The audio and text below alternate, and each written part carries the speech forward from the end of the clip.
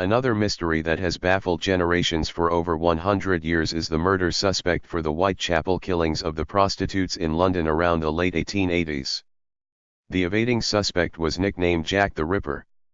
There were numerous suspects from possible doctors and surgeons from the medical profession, due to the supposed knowledge of the female anatomy that was medically cut open rather brutally, but with some medical knowledge. Even a possible member of the royal family became a suspect. Every time a gruesome murder was committed, the assailant always escaped into the dense smog that permanently lingered around the city at night. I always suspected the killer was someone else, and doing my research I was right. Jack the Ripper was a man named Dr. Thomas Neil Cream, born in Glasgow, Scotland, and moved to Canada when he was 4 years old. He was an actual suspect for the murders but was supposedly in prison at the time of some of the murders. He had an eventful life and killed many people, many unaccounted for. He graduated at McGill University in Montreal. His thesis topic was chloroform.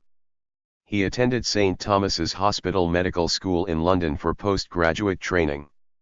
He also obtained additional qualifications as a physician and surgeon in Edinburgh, Scotland in 1878, returning back to practice in Ontario, Canada. He married a girl named Flora Brooks in 1876, who later was found guilty of her murder. His ex-girlfriend Kate Gardner was also found murdered at the back of an alley behind his office. She was pregnant and poisoned from chloroform. After being accused of her murder and blackmail, he fled to the United States. As he settled in Chicago, Dr. Neil Cream opened a medical practice near the red light district and offered illegal abortions to prostitutes. In August 1880, after the death of Mary Ann Faulkner, who he allegedly operated on, he escaped prosecution due to lack of evidence. Another patient died in 1880 after treatment by Cream. He also tried to blackmail the pharmacist who filled out the prescription. A woman named Alice Montgomery died of strychnine poisoning following an abortion not far from Dr. Cream's office. He was a suspect, but the police could not prove it was him.